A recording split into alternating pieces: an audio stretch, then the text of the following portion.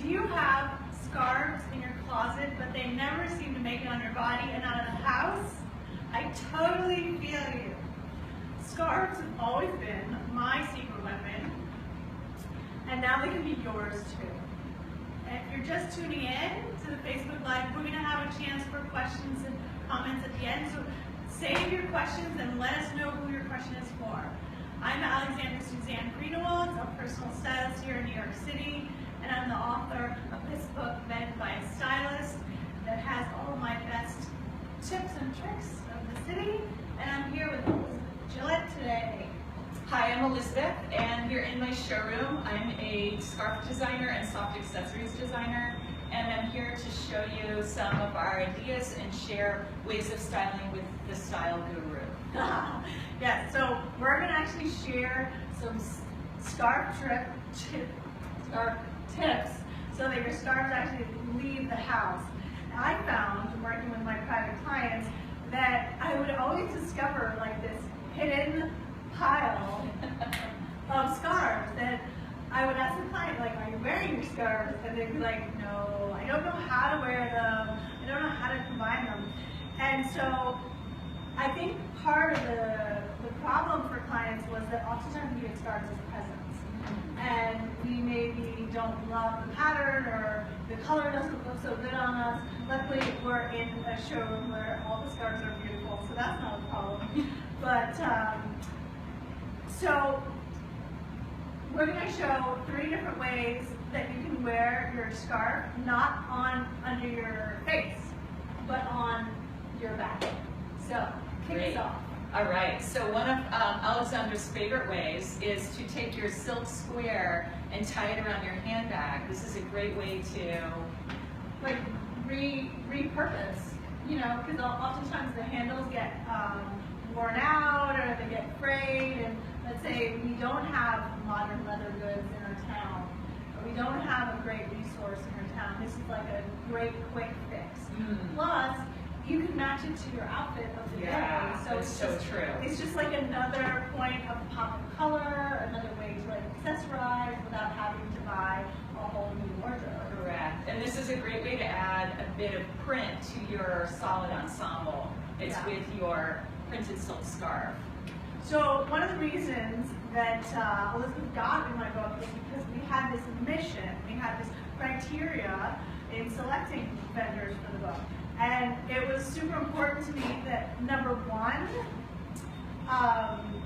it was an exceptional or rare artisan or product, which I've been watching you for over 10 years, and I just really love what you're doing. You're so dedicated. It's not like you're doing a scarf one moment and you're doing pants the next moment. You are just so focused.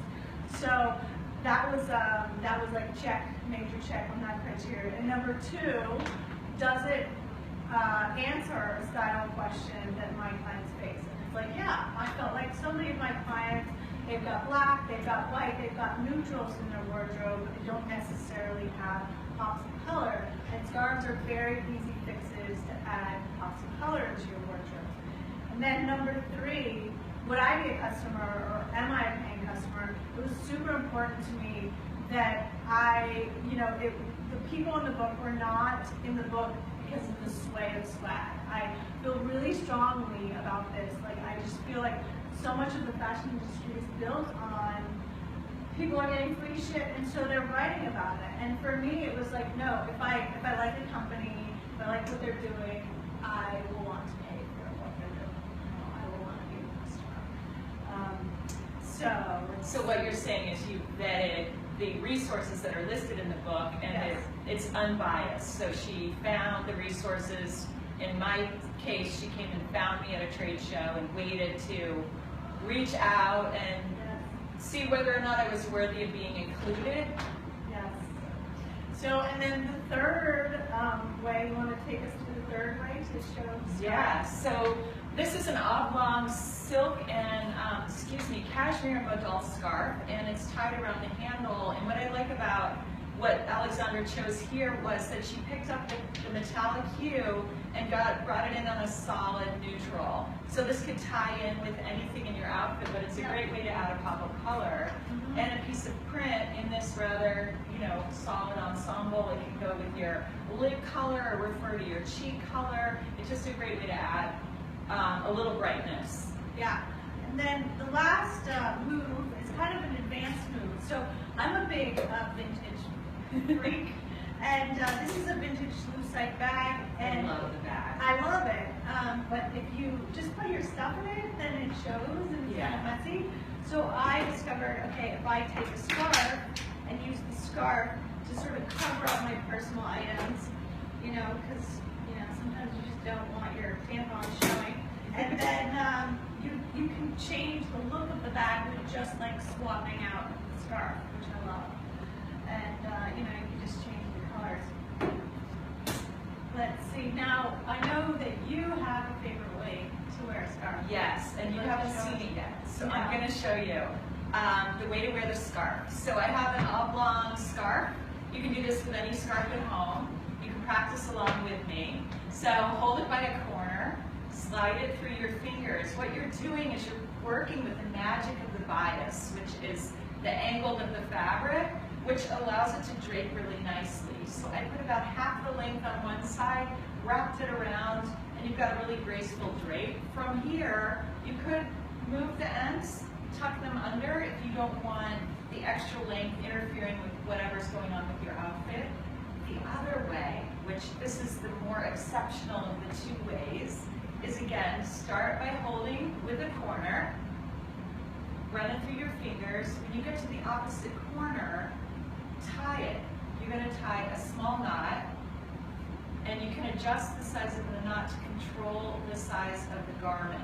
It's turning into a garment, and you'll see in a moment. So here's an infinity scarf, very long and drapey. If you want it shorter, adjust the length of the loop. Oh, that's nice. Yeah, so it's like, depending on whether you're petite or tall, or whatever else you have going on, if you have big bust or small bust, think about the proportion of where your scarf is sitting on the body. So with the same large proportion, I've got a really perfect shape to do my next styling trick on Alexandra, where you take the scarf and simply drape it over your shoulders. And what this does... It's more of like a shrug. Yeah. So it's more of like, you're out at dinner and you have another layer. And it's not, we're making it look a little bit more difficult than it actually is. But just to start over, you take the loop, shake it, pop it over your head, then take the edges and bring it around the shoulder. Ah, okay. Got it.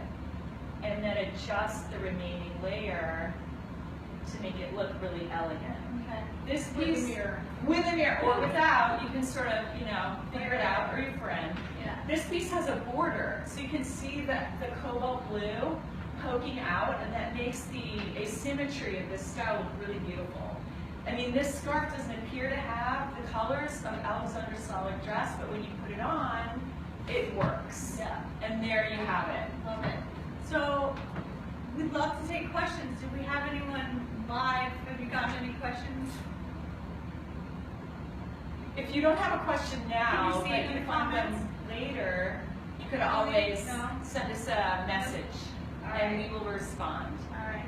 Well, Elizabeth, thank you so much for opening up Thank the you. show and being here and showing us all these tips and tricks. And thank you so much for watching and listening. If you like this video, please share it with all of your friends, all of your family, anyone who is feeling like they need a little style boost today. If you want more of my tips and tricks, more of my insider secrets, it's again in my second book, Vetted by a Stylist, which you can find at vetted by a stylist.com. Although now